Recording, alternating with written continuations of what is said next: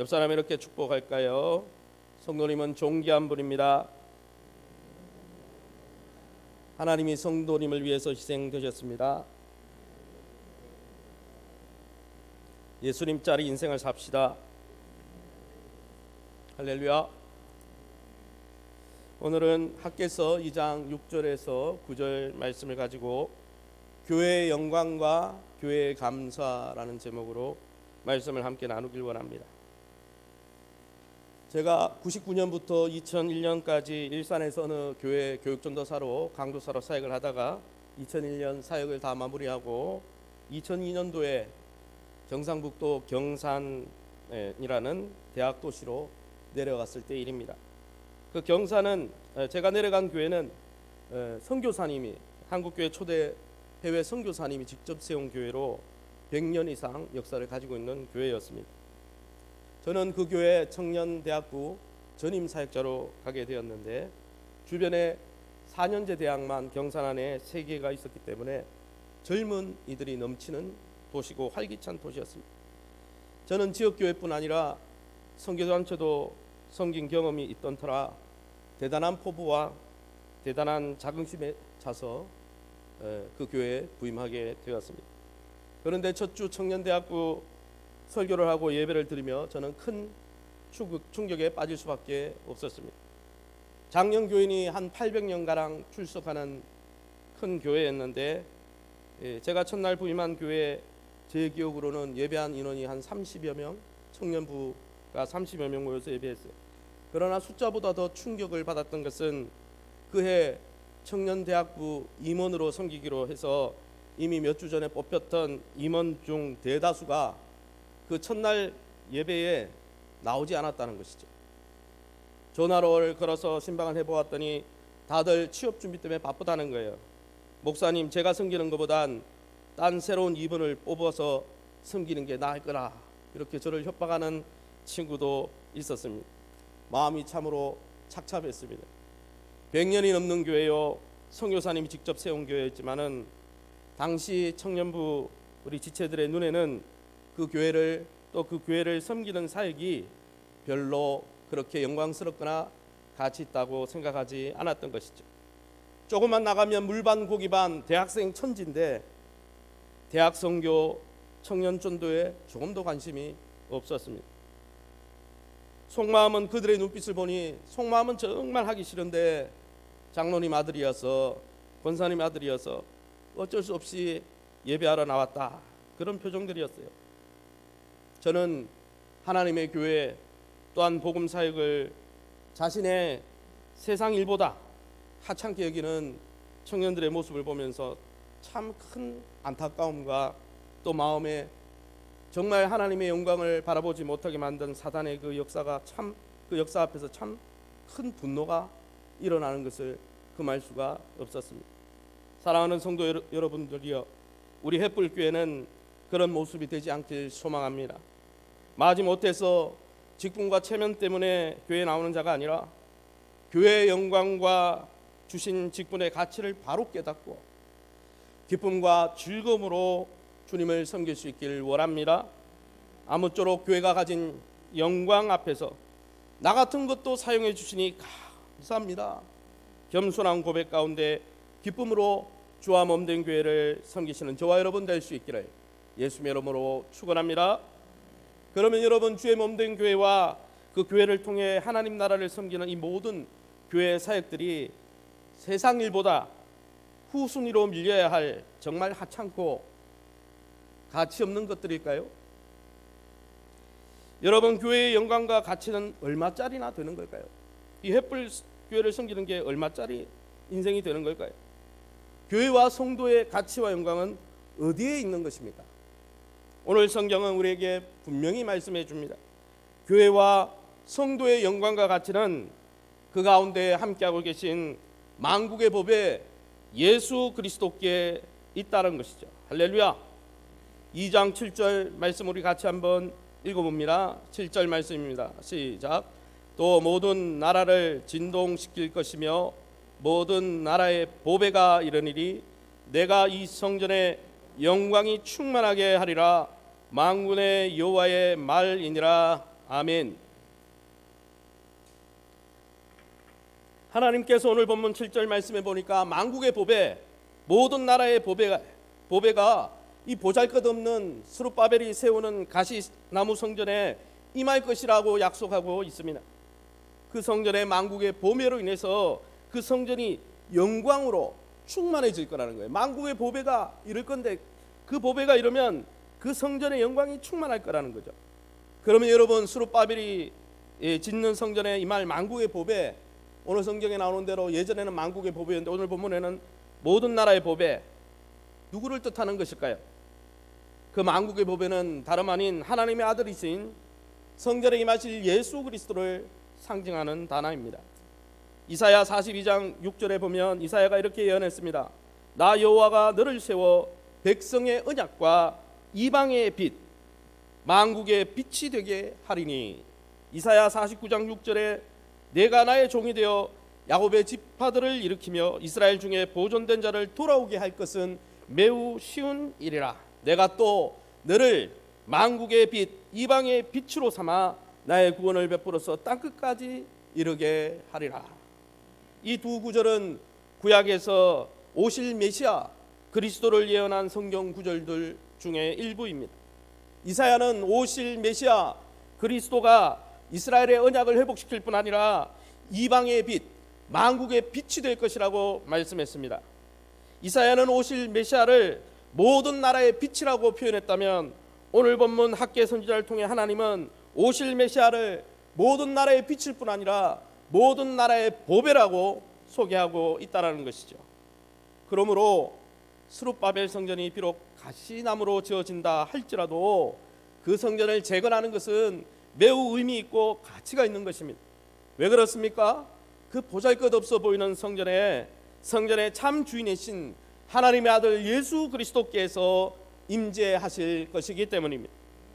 그로 인해서 솔로몬의 성전이 가졌던 영광보다 이 스룹바벨 성전의 영광이 더 크고 충만할 거라고 말씀하고 있지 않습니까? 9절 말씀 우리 같이 한번 읽어볼까요? 9절 말씀입니다. 시작. 이 성전의 나중 영광이 이전 영광보다 크리라. 만군의 여호와의 말이니라. 내가 이곳에 평강을 주리라. 만군의 여호와의 말이니라. 아멘. 지난 시간에 설명했던 것처럼 스룹바벨 성전을 지으면서 이스라엘 백성들이 낙심했던 것은 이전의 성전이었던 솔로몬의 성전이 너무나 영광스럽기 때문이에요. 게다가 솔로몬이 지은 성전에는 하나님의 영광이 가득했습니다. 그래서 아무도 지어진 솔로몬 성전에 처음에 들어갈 수가 없었어요. 열왕기상 8장 말씀이 이렇게 되어 있습니다. 솔로몬이 지은 성전에 대한 묘사죠. 제사장들이 여호와의 언약궤를 자기의 처소로 메어 드렸으니 제사장이 성소에서 나올 때에 구름이 여호와의 성전에 가득하매 제사장이 그 구름으로 말미암아 능히 서서 섬기지 못하였으니 이는 여호와의 영광이 여호와의 성전에 가득함이었더라. 솔로몬의 성전이 지어지고 그 지성소 안에 법궤 위에 하나님의 말씀 위에 하나님의 성전, 하나님의 영광의 구름, 불기둥 구름기둥, 그 영광의 구름이 가득해서 제사장들이 감히 들어갈 수가 없었다는 것이죠. 그런데 어떻습니까? 모세가 지은 성막에도 똑같은 일이 있었습니다. 출애굽기 40장에 구름이 회막에 덮이고 여호와의 영광이 성막에 충만하며 모세가 회막에 들어갈 수 없었으니 이는 구름이 회막 위에 덮이고 여호와의 영광이 성막에 충만함이었더라. 이런 현상을 신학적으로 히브리어로 쉐키나라고 합니다. 히브리어로 쉐키나라는 말은 뜻은 거주하다, 임재하다라는 뜻인데 하나님의 영광이 자기 백성과 함께 거하고 나타날 때 불기둥과 구름기둥을 쏠 때 그것을 쉐키나 영광이라고 했습니다. 즉 하나님의 영광의 임재를 나타내는 것이죠.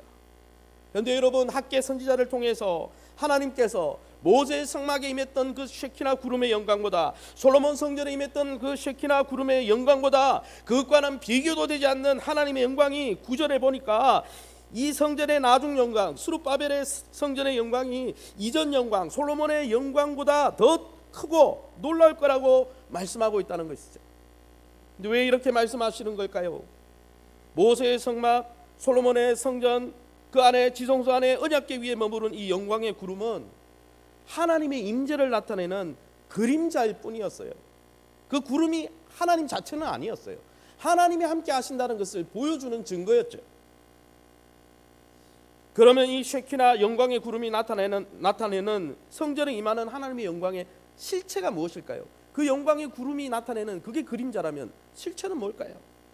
그 구름이 의미하는 하나님의 임재의 영광은 바로 성전에 임하시는 참 성전의 주인 되신 예수 그리스도를 의미하는 것입니다. 그래서 신약의 사도들이 이렇게 고백했죠. 사도 요한이 이렇게 고백했습니다. 요한복음 1장 14절에 말씀이 육신이 되어 우리 가운데 거하심에 우리가 그의 영광을 보니 아버지의 독생자의 영광이라 말씀했습니다.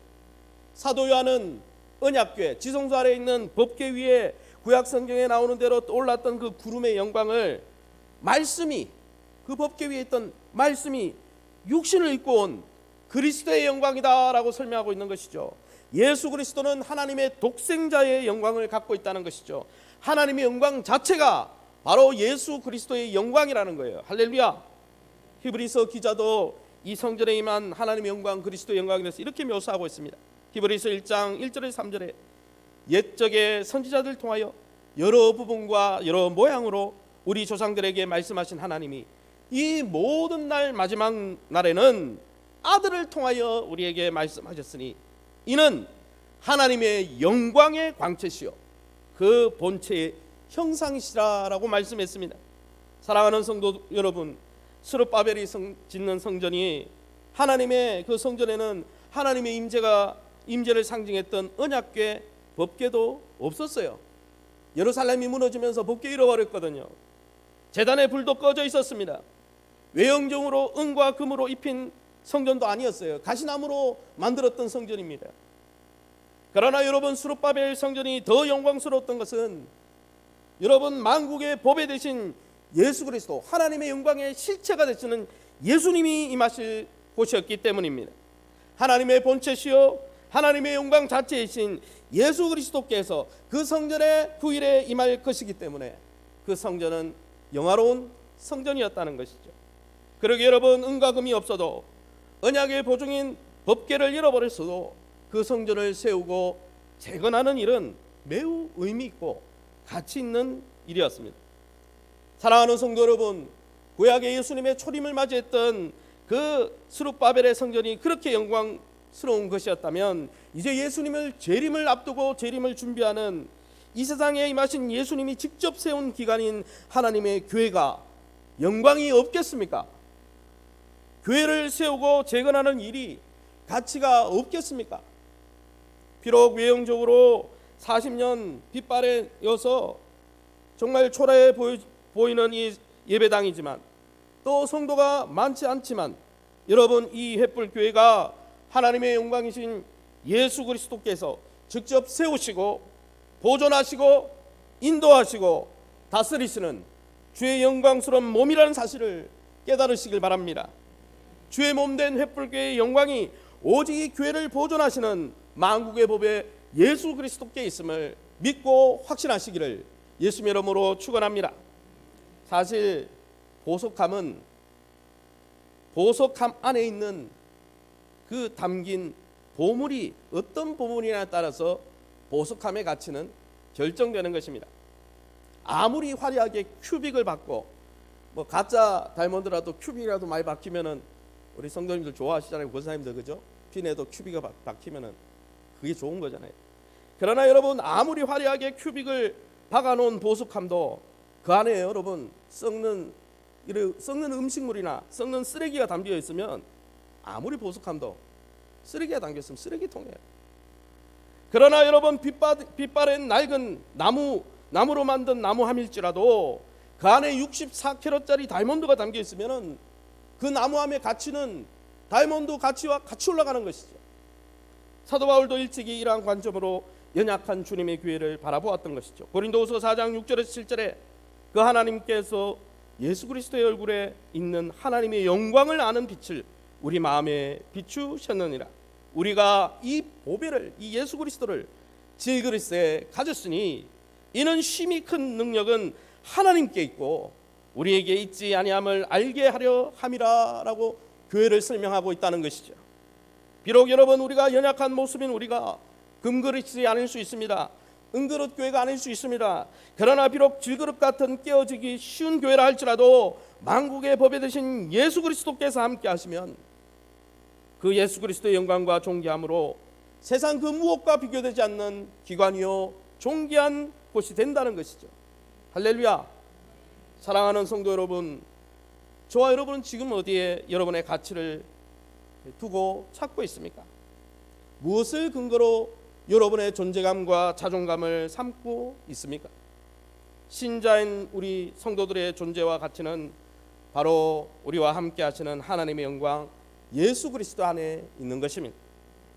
더불어 사랑하는 성도들이여, 보기에 초라하고 시대에 뒤떨어진 외형을 갖고 있어도 이 횃불교회가 이 세상에 그 무엇보다 영광스럽고 존귀하다는 사실을 깨닫고 있습니까?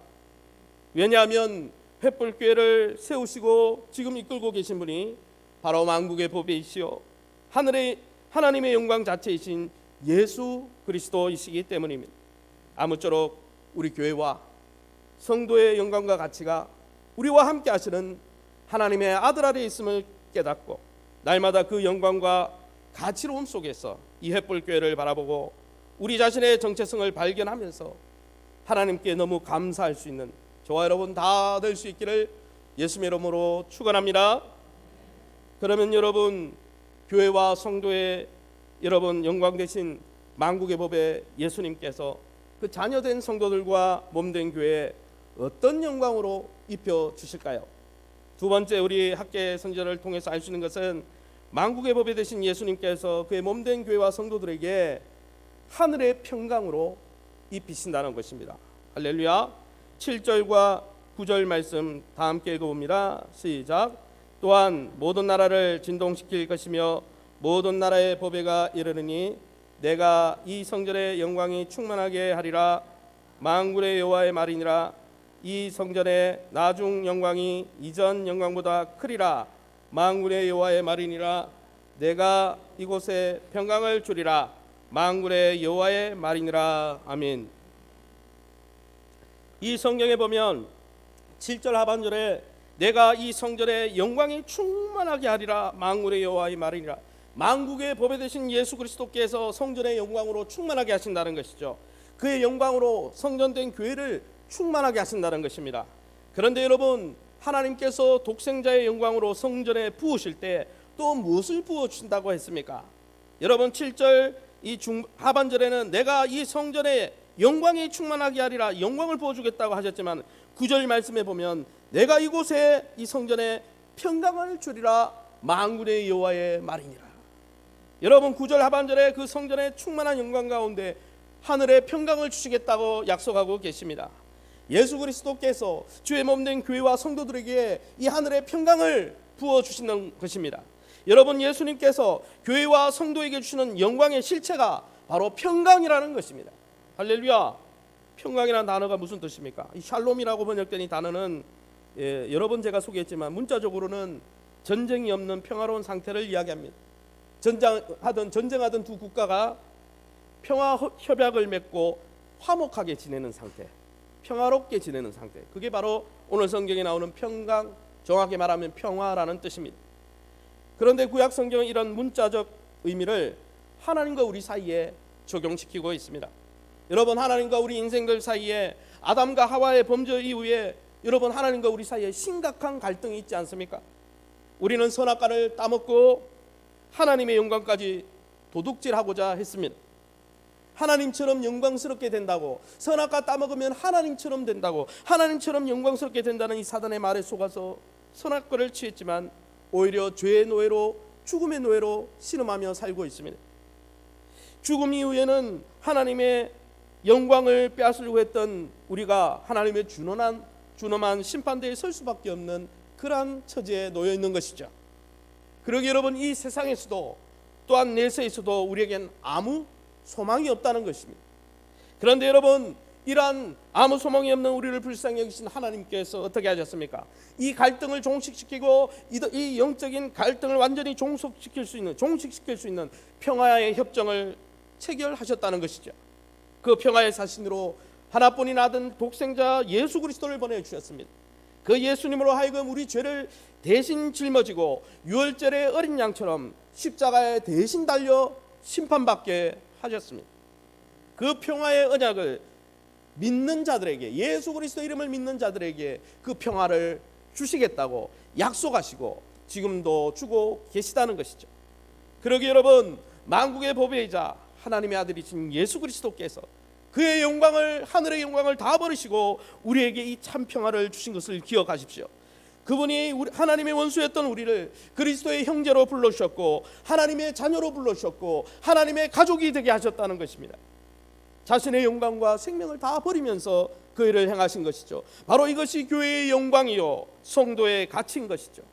회복된 하나님과의 관계가 성도의 멈추지 않는 기쁨의 근원이 된다는 것입니다. 그러기에 여러분, 교회와 성도는 하나님의 아들이 희생될 만큼, 예수님 짤이 정말 예수님이 그 목숨을 버릴 만큼 존귀하고 영광스러운 존재라는 것이죠. 그 영광은 바로 회복되어진 하나님과의 관계 안에서 확인할 수 있습니다. 그러나 어떻습니까?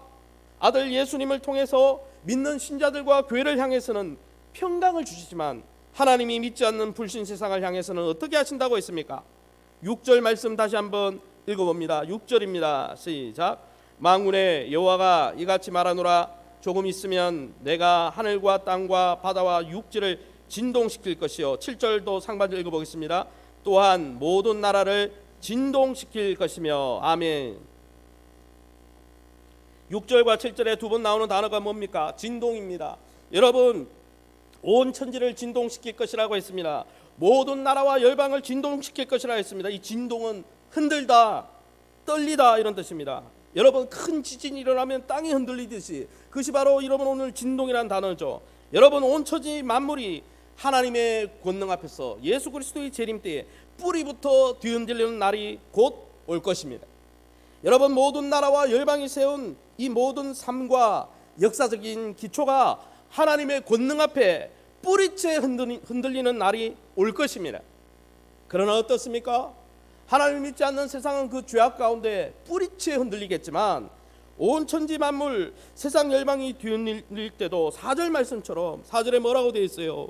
그러나 여호와가 이르노라. 스룹바벨아 스스로 굳세게 할지어다.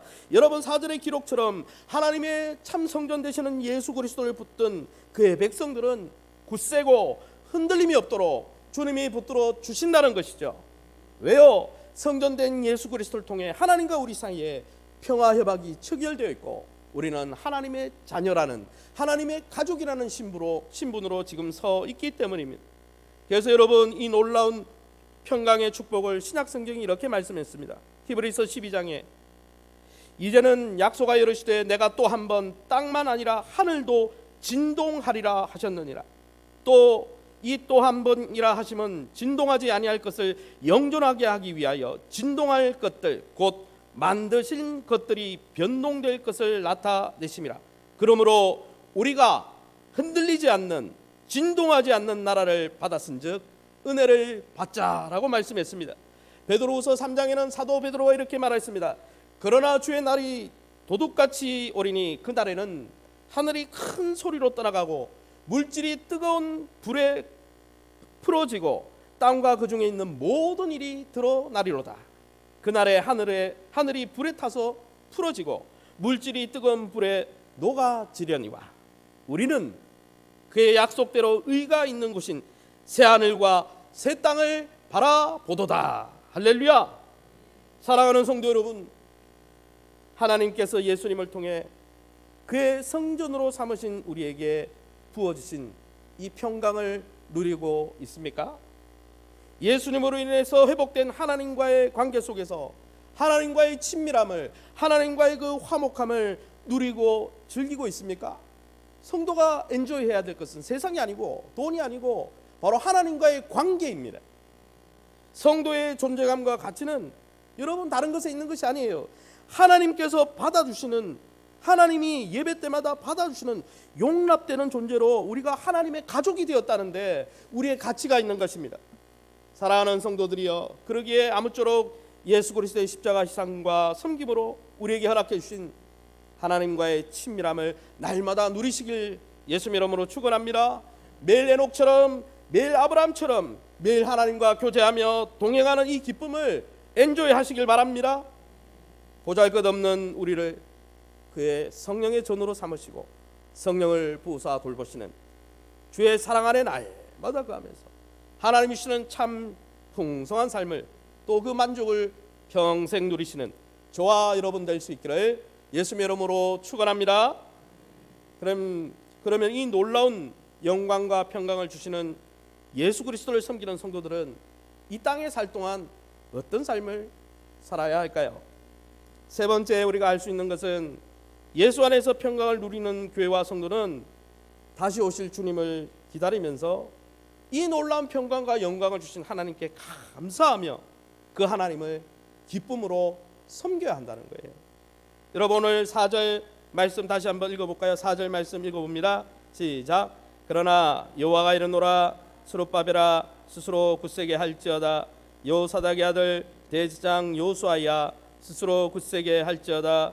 여호와의 말이니라. 이 땅 모든 백성아 스스로 굳세게 하여 일할지어다. 내가 너희와 함께하노라. 만군의 여호와의 말이니라. 여러분, 학계 선지자를 통해서 하나님께서 이러한 성전에 엄청난 영광이 임할 것을 말씀하시면서 뭐라고 이야기합니까? 4절의 이야기가 핵심이에요. 4절을 세번역 성경을 읽어드릴게요.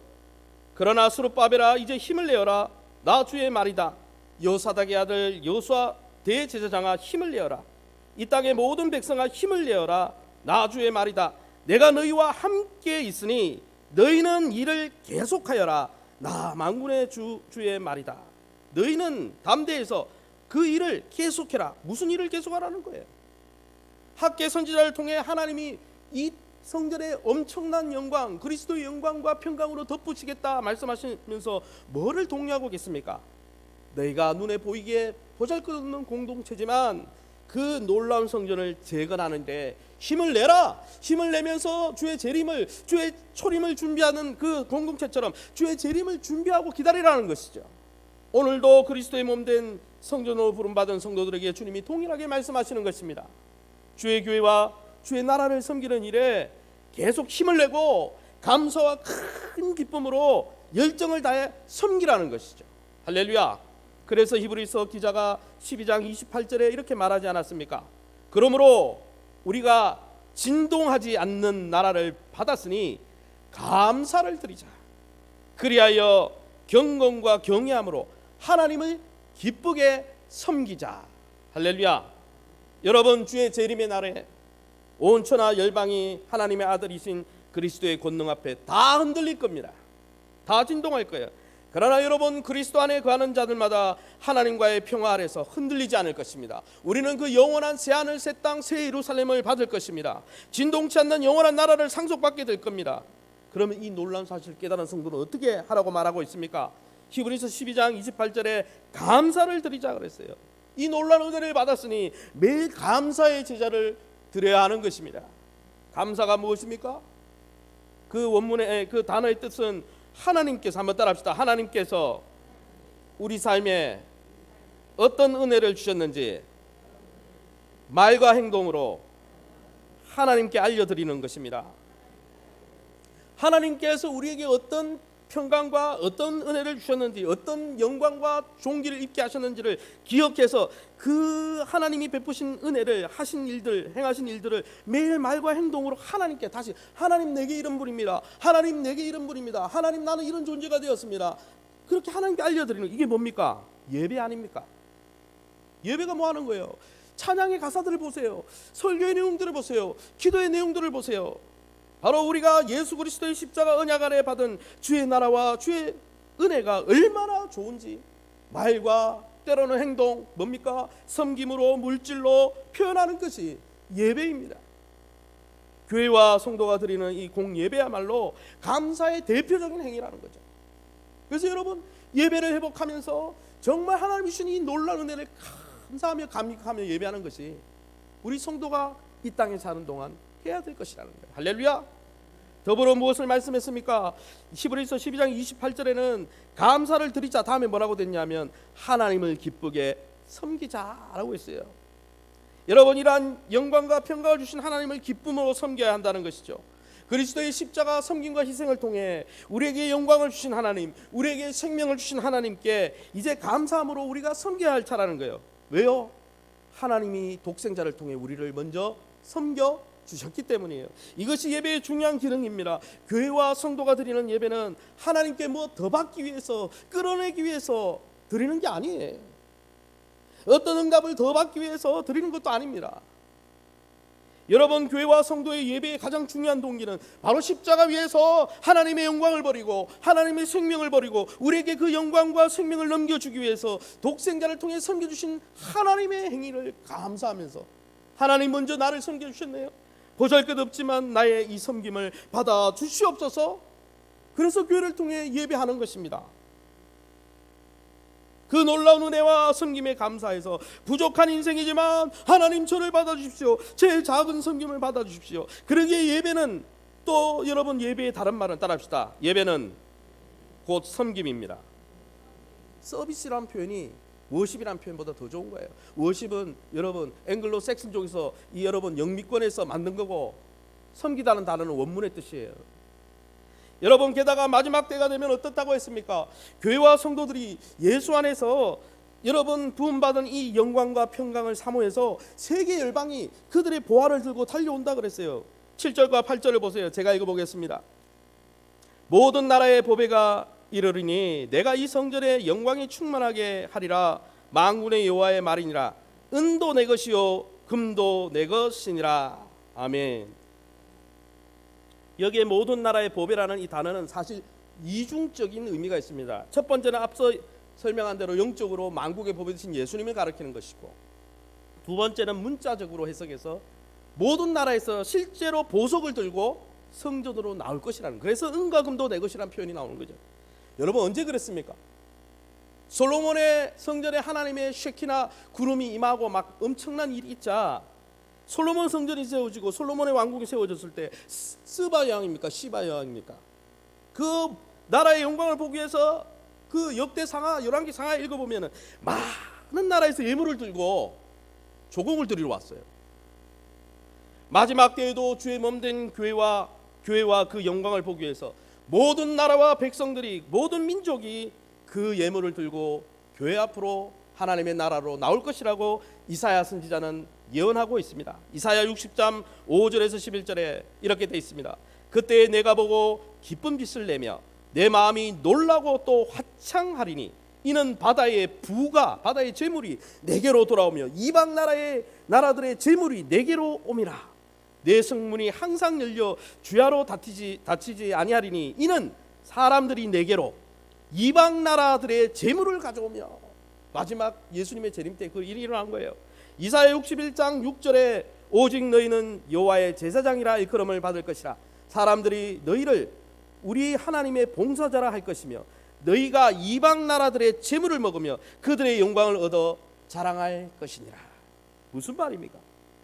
그 날에 교회 앞에, 성도들 앞에, 교회가 성도들이 계승할 하나님의 나라와 영광을 보기 위해서 수많은 열방에서 그들의 난곳 언어로 수많은 백성들이 주 앞에 나올 것이라는 거예요. 그들의 예물을 가지고 교회가 가진 영광, 교회가 가진 이 하나님의 나라를 사모하면서 나도 그 나라 백성이 되었으면, 나도 그 나라의 그 영광을 입었으면 하고 예물을 싸들고 온다는 거예요. 그런데 이것은 시편 87편에 또 나오는 내용입니다. 시편 87편을 잠깐 제가 읽어드릴게요. 시편 87편은 무슨 시편이냐면 이 제2성전 수룹바벨을 재건하던 이스라엘 백성들이 그 성전에서 불렀던 찬송가라고 합니다. 시편 87편을 쉬운 성경으로 읽어드릴게요. 이렇게 말씀되어 있습니다. 시편 87편 3절 말씀에 오 하나님의 성이여 너에 대한 칭찬이 자자하다. 하나님께서 말씀하십니다. 내가 이집트와 바벨로니아의 이름을 기록해 놓았다. 왜냐하면 그들은 나를 인정하는 자들이기 때문이다. 블레셋, 두로, 에티오피아 사람들도 마찬가지다. 그들이 모두가 시온 출신이라고 할 것이다. 6절에 여호와께서 민족들을 등록하실 때 이 사람도 시온에서 났구나 하실 것입니다. 7절에 사람들은 음악을 연주하며 노래할 것입니다. 나의 모든 근원이 시온에 있다라고 말할 것입니다. 무슨 말이에요? 여러분 요즘 K-팝 유명하잖아요. 우리나라의 그 위상이 높아지고 나니까 다들 유튜브나 이런 걸 보세요. 우리나라 이민 오는 게 꿈이래요. 돈 모아가지고 영국이든 프랑스든 선지고 살 게 없어요. 서울에 와가지고 살아보는 게 꿈이래요. 우리가 예전에 아메리칸 드림 가지고 여러 번 미국에 도미해가지고 영주권, 시민권 따가지고 미국에 사는 것이 아메리칸 드림이었듯이 이제 코리안 드림이 실행되고 있는 거예요. 그러나 마지막 날 재림의 날에는 모든 세상과 열방이 Where are you from? 당신 어디 출신입니까? 나는 시온 출신입니다. 나는 예루살렘 출신입니다. 나는 하나님 나라 출신입니다. 나는 교회의 일원입니다. 이렇게 말할 날이 온다는 거예요. 그날에 온 세상 열방이 주의 성전 가운데 나올 것이죠.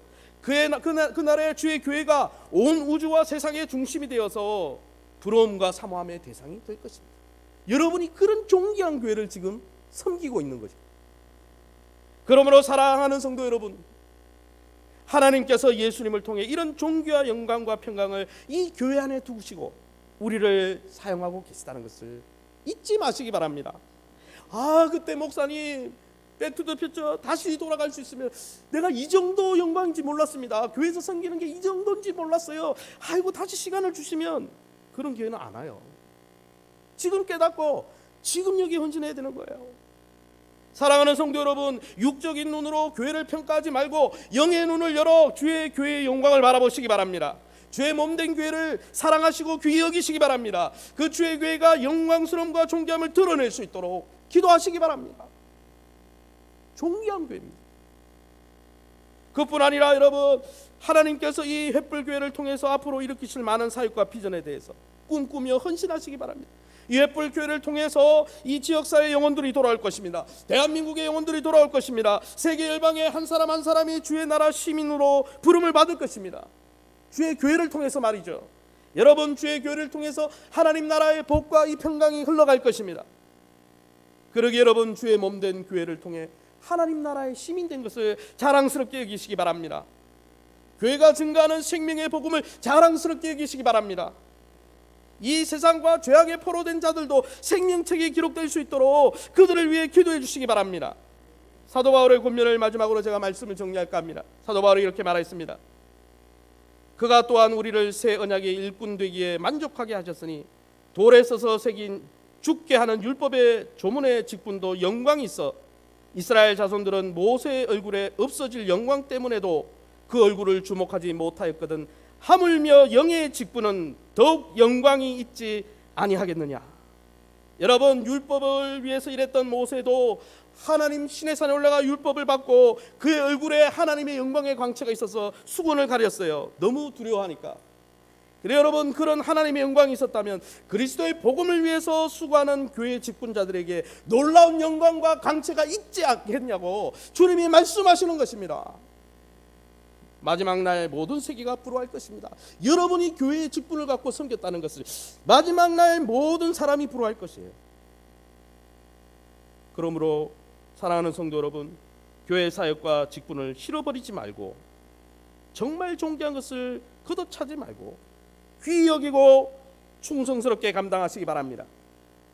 그로 인해서 마지막 날 온 우주가 보는 눈앞에서 주님이 우리 이름을 호명하시고 선포하실 그 주의 정말 그 날을 소망하면서 이 믿음의 길을 인내하며 달려갈 수 있기를 예수님의 이름으로 축원합니다.